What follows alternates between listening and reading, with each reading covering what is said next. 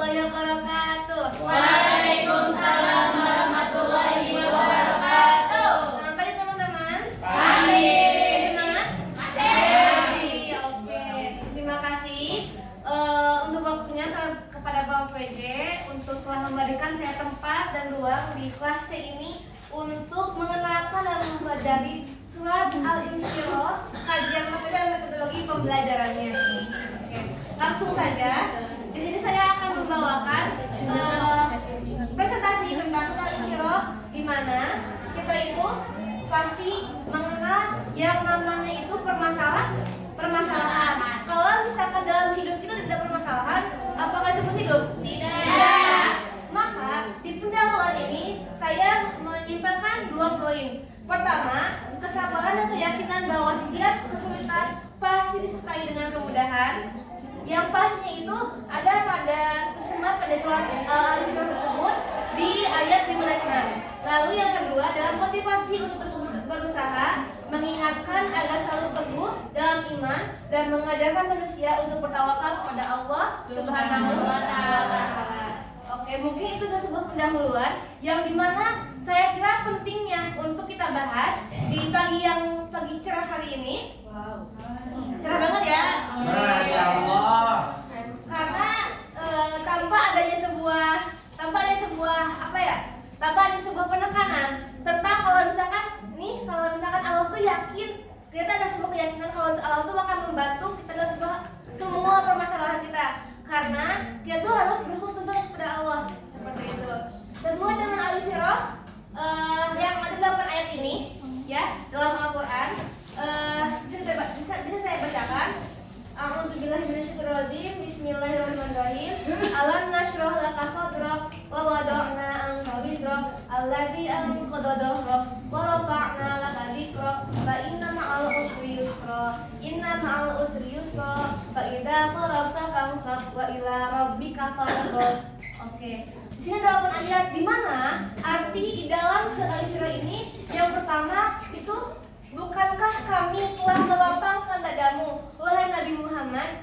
Di sini itu kalau misalnya kita nanti saya ambil asbabun nuzul itu kepada Nabi Muhammad SAW. Lalu yang kedua itu artinya adalah meringankan beban tugas-tugas kenabian darimu kepada siapa? Kembalinya kepada Nabi Muhammad SAW. Lalu yang ketiga adalah yang memberatkan punggungmu, di mana Nabi Muhammad pasti itu sedang dalam keadaan berat karena adanya banyaknya ujian dan juga cobaan dari proses Nabi dan juga proses dakwah Nabi Muhammad SAW. Dan yang keempat, dan meninggalkan dan meninggikan derajatmu dengan selalu menyebut-nyebut namamu. Di sini Allah menjanjikan kalau misalkan untuk kepada Nabi Muhammad, menjanjikan kalau misalkan Nabi Muhammad bisa untuk melewati jalan yang sulit ini, maka Allah akan meninggikan derajat Nabi Muhammad, akan memberikan sebuah anugerah yang tidak ada batasannya. Lalu yang kelima dan yang keenam itu ada sebuah janji Allah kepada Nabi Muhammad dan juga pasti kepada kita sebagai umat Nabi Muhammad, di mana ayat 5 dan 6 ada sebuah janji Allah, maka sesungguhnya berserta kesulitan ada kemudahan. Dan yang keenam lagi diulangi lagi, dipertegas lagi sama Allah, di mana sesungguhnya berserta kesulitan ada kemudahan. Yang ketujuh, apabila engkau telah selesai dengan suatu kebajikan, berusaha bekerja keras untuk kebajikan yang lain. Dan yang kedelapan adalah dan hanya kepada Tuhanmu lah kamu berharap. Oke. Lalu kalau misalkan teman-teman nanya apa sih asbabun nuzul dari surat Al-Insyirah ini? Surat Al-Insyirah ini setelah saya coba ulik-ulik, alhamdulillah ternyata ada asbabun nuzul, di mana asbabun nuzul dari beberapa ulama atau beberapa pendapat dan berbeda-beda, tapi yang saya ambil halnya seperti ini, di mana 3 poin. Yang pertama, orang kafir Quraisy selalu menghadang dakwah Nabi Muhammad SAW. Kita pasti tahu saat dakwah Nabi Muhammad itu pasti dalam banyaknya cobaan. Kan Nabi Muhammad gak terang-terangan ya.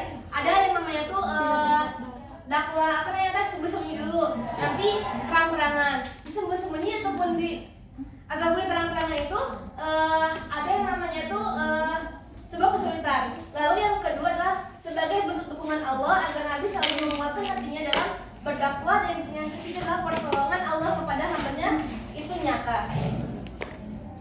Lalu di sini tuh ada yang namanya itu hukum tajwid. Oke, hukum tajwid. Hukum tajwid di sini saya mengambil 3. Yang pertama dari kata tepuk kalimat alam nasroh.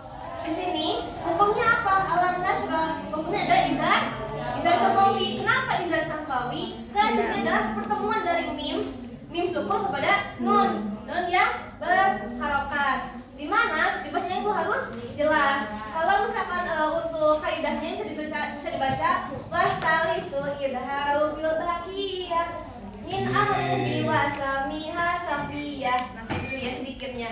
Lalu yang kedua sodrok. Sodrok itu adalah qalqalah. Kita ketahui qalqalah itu ada 2. Qalqalah juga qalqalah. Di sini itu qalqalahnya qalqalah Kenapa sugra? Karena di tengah-tengah kalimat. Oke, bukan di akhir kamu diwakafkan ya. Tapi sugra gitu. Maka dipandukan, tapi dipandukannya secara ringan. Untuk apa? Untuk kaidahnya di bawah. Lanjut yang ketiga adalah wawadokna. Nah, itu adalah mat tabi'i. Di mana mat tabi'i itu adalah karena huruf nun berharokat fathah bertemu dengan alif. Lalu untuk dibacanya ada dua harokat untuk dibacanya. Oke, selanjutnya itu ada elaborasi isi kandungan surat Al-Insyirah.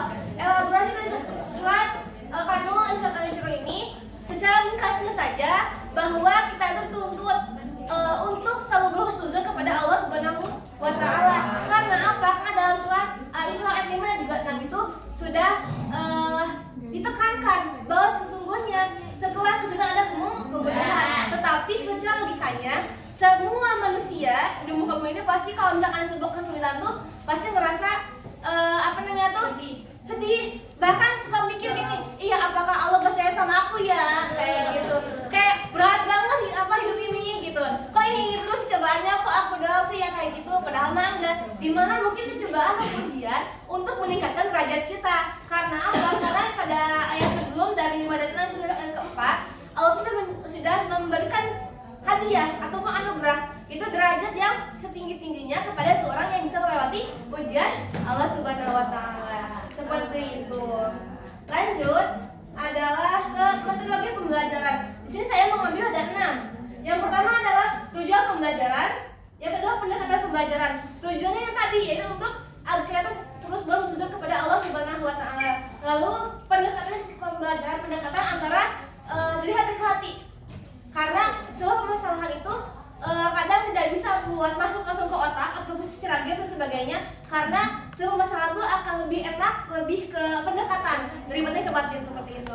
Lalu metode pembelajaran, saya mengambil secara refleksi. Di mana refleksi ini kita tuh mengambil misalkan nanti tuh ada di media pembelajarannya itu ada sebuah video, kita nonton sedikit videonya, nanti tulis nih ada apa aja permasalahan-permasalahan yang ada, nanti si anak tersebut tuh ataupun si siswa tersebut tuh dituntut nih apa aja permasalahannya dan juga bagaimana cara solusi untuk menyelesaikan permasalahan tersebut.